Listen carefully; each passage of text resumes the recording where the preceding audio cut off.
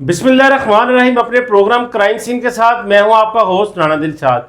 नाज़रीन, सियालकोट के इलाका डस्का में एक बड़ा ही दिल खराश वाक़या पेश आता है कि एक दिन के दूल्हे को उसकी दुल्हन अपने आशना के साथ मिलकर कत्ल कर देती है। अभी माँ के वो चाह, वो प्यार, वो लाड बहू के और अपने बेटे के दुल्हा बने हुए वो ख़त्म नहीं होते और उसके बेटे की कफन लिपटी लाश घर आ जाती है।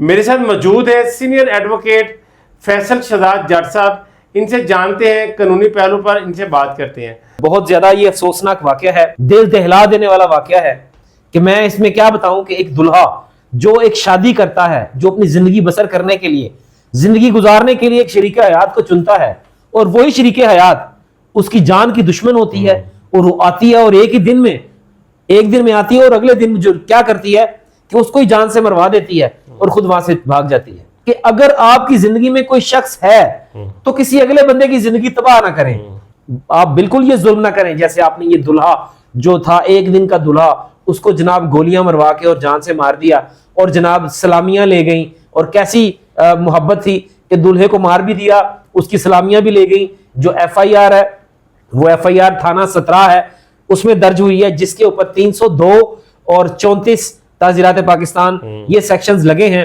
तो ये मैं समझता हूं कि जुल्म और ज्यादती है कि एक लड़की को ये जेब नहीं देता। ये क्या कर रही है हवा की बेटी? मैं समझता हूं कि ये जो वाकया हुआ है, मेरे पास तो अल्फाज ही नहीं है कि मैं क्या अदा करूं कि एक शख्स ने उसको चुना, उससे शादी की। और मैं हैरान उन लोगों पर भी हूं कि जिन्होंने ये शादी की और शादी करने से पहले ये कंफर्म नहीं किया कि लड़की की मर्जी है इसमें या नहीं है। फैसल भाई, जब किसी बच्चे की शादी की जाती है तो उसके बाप का करैक्टर देखा जाता है, भाइयों का करैक्टर देखा जाता है। तो इस केस में भी ऐसा ही हुआ ना कि मोहल्ले वाले को पता होता है कि इसकी बच्ची के फलां बंदे के साथ ताल्लुकात है। ये वाहद एक अगर औरत है जिसको ये पता है, वो होती है माँ, जिसको ये पता है कि मेरी बेटी के रंग क्या है, मेरे बेटे के रंग क्या है। देखें, पहली बात तो ये है कि हकीकत बात है, आपने जो ये बात पॉइंट आउट की है कि हर माँ को पता होता है कि उसकी बेटी किस रंग में रहती है, हर बाप को पता होता है कि मेरा बेटा किस रंग में है। ये हो ही नहीं सकता। ये क्या करते हैं लोग, समझते हैं जी हम अपने फैसले जो थोप देंगे बच्चों के ऊपर। आपने देखा कि हमारे मुआशरे में आजकल क्या होता है कि बाप अपनी पगड़ी उतारता है और बेटी के पांव में रख देता है। एक तरफ तो ये इशू है, दूसरी तरफ ये इशू है, वो बेटी बाप की बात मान के उस पगड़ी की लाज रख के वो निकाह कर लेती है, लेकिन उसके दिल में मोहब्बत किसी और की होती है। वो एक घर खराब नहीं होता, 3 घर खराब होते हैं। FIR जैसे दर्ज की गई है, FIR में सारा मेंशन किया गया है कि जनाब वो जब उनके वालिद हैं वो घर में दाखिल हुए, दरवाजा खोला, देखा तो उनके हाथ में पिस्टल थी, फायर किए तो वो फायर लगे उनको, वो नीचे गिर गए। तो वो सारी सिचुएशन जो सामने क्रिएट की हुई है, मतलब जो FIR हुई है, उसको देख के ऐसे लगता है कि जैसे दरिंदगी क्या होती है, दरिंदगी की डेफिनेशन क्या होती है। आप ये FIR पढ़ लें तो आपको दरिंदगी की डेफिनेशन मिल जाएगी। इस वाकये के बारे में आप सुन लें, आपको दरिंदगी की डेफिनेशन मिल जाएगी कि मोहब्बत की खातिर, ऐसी मोहब्बत को मैं समझता हूं भाड़ में जाए, ऐसी मोहब्बत, लानत है जी ऐसी मोहब्बत, बिल्कुल ऐसी मोहब्बत के ऊपर लानत है कि आप किसी की जान ले लें। कि अब इस लड़की को हम क्या कहें कि तुम्हारा दिल कहीं और है, तो फिर शादी क्यों कर रही हो किसी से? तुम शादी से भी इनकार कर दो, तुम कहो मैंने शादी नहीं करनी, तुम ये कहो कि मैं किसी की जिंदगी तबाह नहीं करती। अब 3 खानदान, एक तो लड़की इतनी लालची, मक्कार और धोखेबाज निकली कि सारी सलामियां जिन्नियां इकट्ठियां हुई सी वो भी लपेट लिया, फिर मुंह दिखाई जो उसने दूल्हे ने दी अंगूठी सोने की वो भी रख ली और उसको अपने पास भी नहीं आने दिया।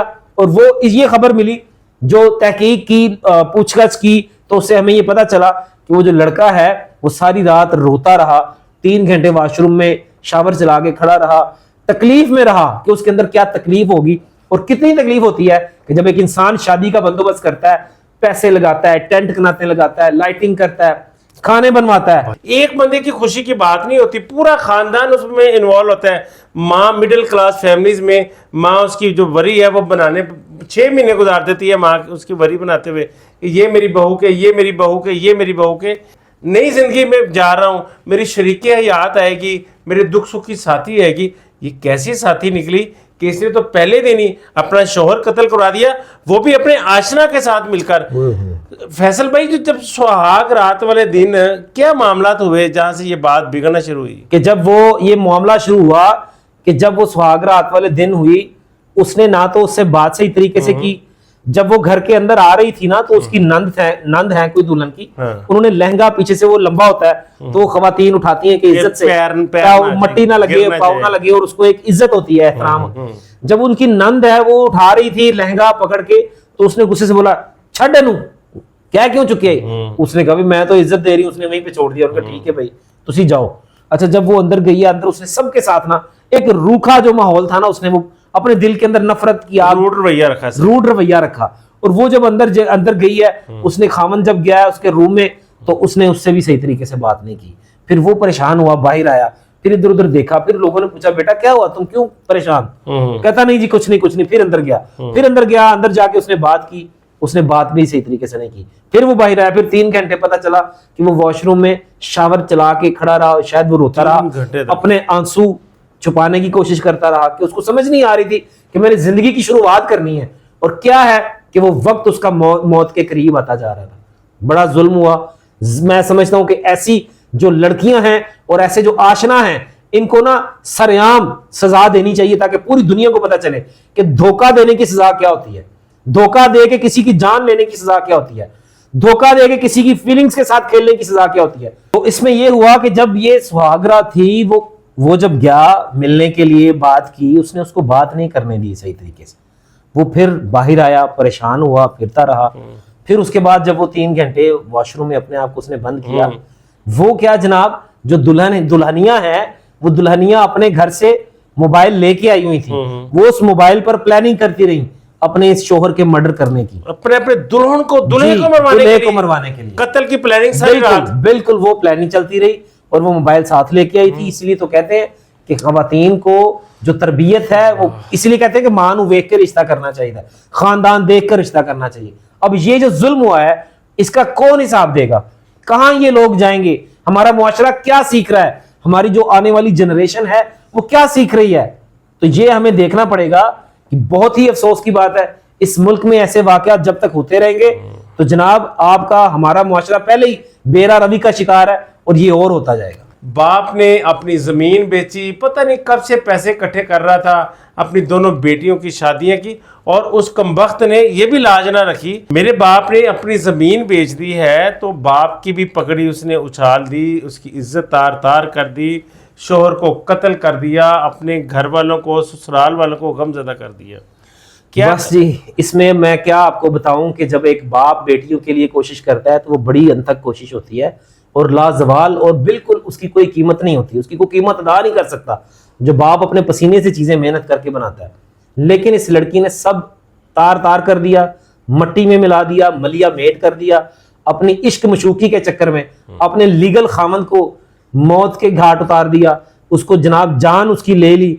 मैं समझता हूँ ऐसी डायन जो होती है उसको सजा मिलनी चाहिए, ऐसी डायनों को बिल्कुल प्रमोट नहीं करना चाहिए। अगर मोहब्बत करनी है तो मोहब्बत किसी की कातिल नहीं हो सकती, मोहब्बत किसी का मर्डर नहीं कर सकती, मोहब्बत किसी को जान लेवा उसकी जिंदगी को तबाह नहीं कर सकती। मैं समझता हूं कि मोहब्बत वो है कि जो वो कहते हैं ना कि मोहब्बत जरूरी नहीं कि आपको मिल जाए, मोहब्बत वो है जो आपको हक और सच के रास्ते पर ले जाए।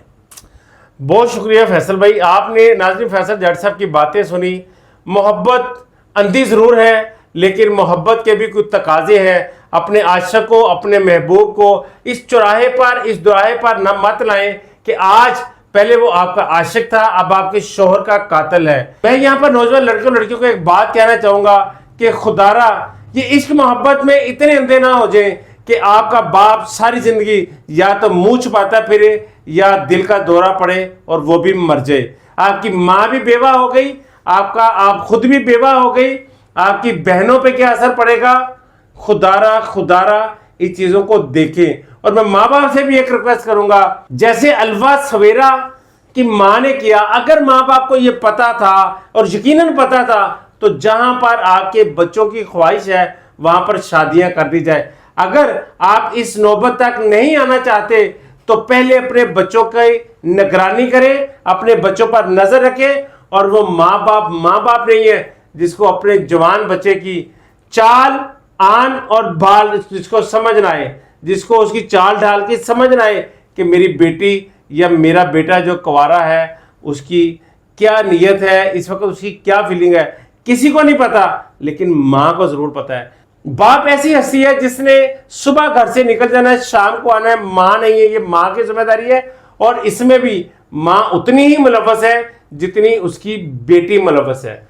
नाज़रीन, आपने सारी गुफ्तगू सुनी, कमेंट बॉक्स में बताइएगा कि ऐसे लोगों को क्या सजा मिलनी चाहिए और हमारी नौजवान नस्ल के लिए आप क्या राय रखते हैं। इसी के साथ अपने मेजबान राना दिलशाद, एडवोकेट फैसल शहजाद जट साहब को इजाजत दीजिए। मिलते हैं एक नए प्रोग्राम के साथ। अस्सलाम वालेकुम।